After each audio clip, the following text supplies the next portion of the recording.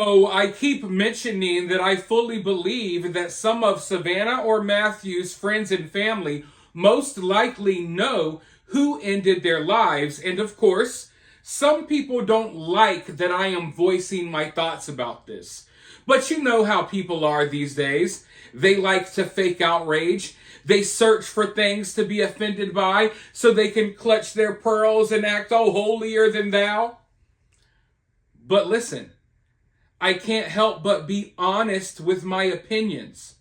And this is how I honestly feel. Now, I already made a whole video giving you some reasons as to why I believe this, as to why I feel this way, but I left one reason out. I left one detail out purposely because I feel as if this detail deserves its own video. Now, do you know how Savanah and Matthew were found? I don't care what you read on some group on the internet. Do you know how they were really found? They weren't found by law enforcement. The families were on the scene first. The families got a tip, okay? The families got a tip because, like I told you all, the streets talk. So, the streets doing what they do, they were talking. And they talked to the families of Savanah and Matthew and let them know, hey, Matthew and Savanah are over here in this car in this apartment complex. Or at the very least, I don't know how the conversation went. At the very least, hey, Matthew's car, we know he's missing. We know Savannah's missing. Matthew's car is in this apartment complex. You might want to come over here and see what's going on. Now, this anonymous tipper, they didn't call law enforcement. They called the family. When the family got this news, the family didn't immediately call law enforcement. They went to the scene. Now, like I said, I know there's conflicting information out there, right? Everyone's got their own version of events. You got random people online who know nothing about the case, and I'm not saying I'm an expert about the case, but you have people online who just make up stuff for no reason.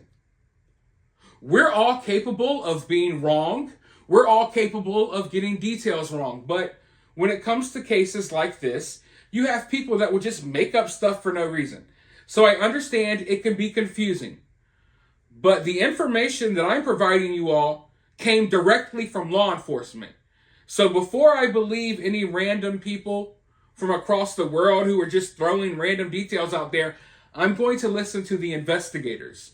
The investigators, the law enforcement agencies involved in this case, during the press conference, they straight up said that the family was already on the scene when law enforcement arrived.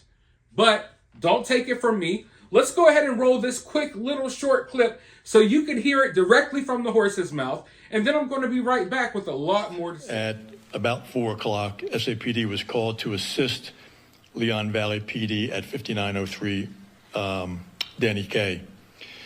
Leon Valley was requesting assistance. Families of both victims were at the location and reported Leon Valley PD that earlier in the day, they received information that the missing gray Kia Optima was at the Danny K address.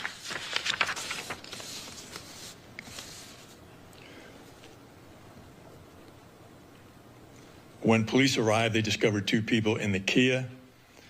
EMS was called to the scene, and they pronounced both victims at the scene.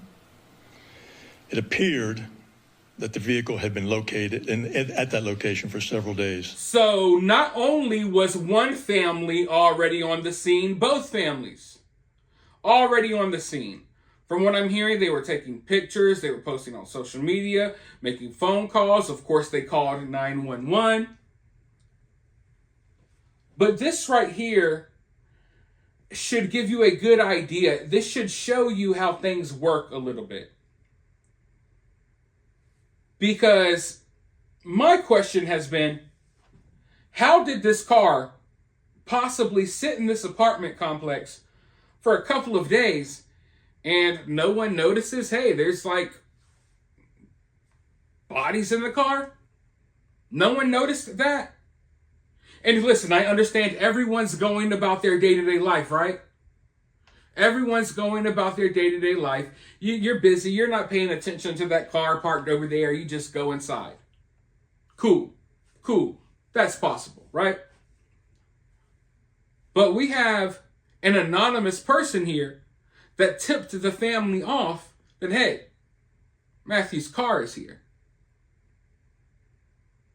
So they had to have seen Matthew's car.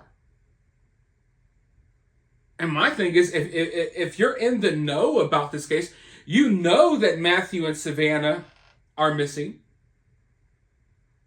You know they're missing because you knew to give the tip to the family that Matthew's car was here. So you just gave the tip. You just drove by. You saw what appeared to be Matthew's car and you gave the tip. Usually you would think that someone would maybe go up to the car. Oh, look, that's Matthew's car. I know Matthew and Savanah are missing. Let me go over there and see if they're okay.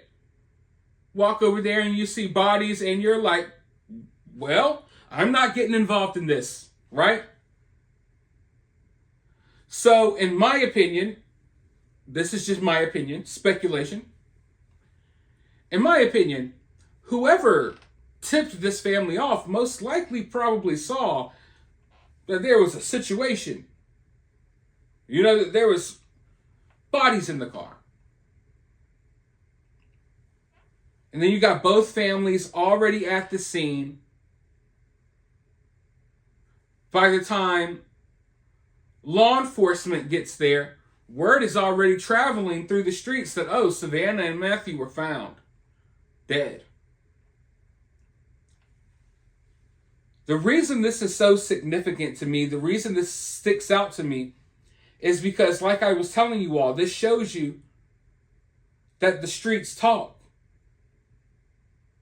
But it also shows you that the streets may talk to you, but the streets don't want to talk to the police. This shows me that before the police even were called, before the police were even involved, that other phone calls, other conversations were already being had. You got the person who gave the tip. Hey, looks like Matthew and Savanah are over here in this apartment complex. And then you got not just Matthew's family, but Savanah's family as well. Multiple members of each family already on the scene. So the word is already traveling. And if the word about Savanah and Matthew's location is already traveling, the word about who killed them and who may be behind this is already traveling as well. Now, I want to be clear here.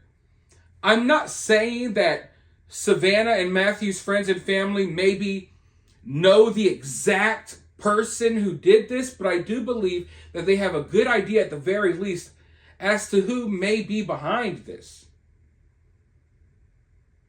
And even if you look into the backstories of these two people, you may come up with a good idea as to whose family, whose friends may have had a motive here, right? So if you got word traveling like this, and it's obvious that there was an effort to keep law enforcement out of it, you know, the tipper didn't say, oh shit, I'm going to call police. They called the family. They don't want to be involved. But if the family's able to get this information, I can guarantee you the friends and family are able to get other information. And the information is flowing. The city is talking. We've already seen Ring doorbell camera footage of teenagers around town talking about the case. So the word is traveling, and it's all, like I keep saying, it's going to be up. If law enforcement can't place the pieces together, they're going to need some of the friends and family to step forward with these pieces. I'm not so sure that they're going to be willing to do so, but I do think that they have some of the pieces to this puzzle for sure. For sure. Because this didn't just happen. This wasn't some spur of the moment type thing. Nothing about this makes it seem like some type of spur of the moment type thing. from the fact that the car was wiped down. We know the car was wiped down. You don't do that in a spur of the moment event. From the fact that it appears that the car was moved. That's not a spur of the moment type of event. A random deal robbery, you're not wiping the car down. You're not driving the car somewhere else. You're going to have probably more shots and more wounds. You're not just going to have the wounds to the head. It's going to happen quickly. Your adrenaline's going to be pumping, and you're going to get the hell out of there. You're going to try to get away from the scene. If this was a spontaneous, spur of the moment event, you're trying to get away from the scene. But this was not spontaneous. In some ways, this was calculated. These might not be the smartest killers, but this was thought out. This was calculated. This was planned. And that lets you know that there was a motive. What that motive was, we don't know it. Some of their friends and family probably do. But yeah, I've seen 1,000 stories just like this one. And no matter where you live, I can guarantee you, if you're in America, there's a story like this one happening down the street from you as we speak. And I think that the families are going to let law enforcement conduct their investigation. If law enforcement catches the people, law enforcement catches the people. But I do believe that friends and family are probably seeking some street justice. And just like there were deaths and crimes and events leading up to this event, the death of Savanah and Matthew, it will lead up to another series of events. That will lead up to another series of events. It's an ongoing cycle. I can guarantee you, week from now, 2 weeks from now, 3 weeks from now, maybe a couple of months from now, there'll be another young person dead, tied to this whole situation. And that may be one of the reasons why people are hesitant on coming forward with information. Because in reality, they don't necessarily want someone to get arrested. They want to get justice. They want to get revenge. Like I said, I've seen it before. A lot of you have seen this before. It's really nothing new. It's really nothing new at all. It's sad. You know, I wish that people would break out of this cycle. But unfortunately, this is just getting worse. This is getting worse. And people are glorifying this lifestyle. And that's one of the reasons why I don't want people to come into this case and add, this layer of like mystique and mystery here that doesn't need to be here. And I don't think that, I understand that everyone's really sympathetic towards what happened. It's a sensitive situation. It's very sad. But, we can't keep shying away from some of the conversations that need to be had, especially when it comes to a case like this one. I know everyone wants to approach true crime cases and stuff like this with kid gloves, but I feel like this is one of those cases where you got to take the gloves off. Because if anything, you can use this as an opportunity to send a message that this lifestyle ain't the lifestyle you want to live. This isn't cool. This isn't glamorous. And all of the young kids these days, this is what they're striving to be. They're not striving to be astronauts. They're not striving to be, mechanical engineers and this and that. They're striving to be like Matthew. That's what they're setting out to be. They want to be like Matthew. That's just the reality. So I do feel like this is a story that we need to be, or at least I'm going to be kind of stern about. Because I understand there's a time to be sensitive and sympathetic and cry and do all of that. That's not what I'm here for. And when I see a story like this and I see what's happening to young people in cities across America, it's so sad, but it's not going to end with crying about it. Is not going to end it. Being sensitive and trying to be careful with your words and trying not to offend anyone, that's not going to solve this problem. Okay? Being sensitive and doing all that is kind of what got us here.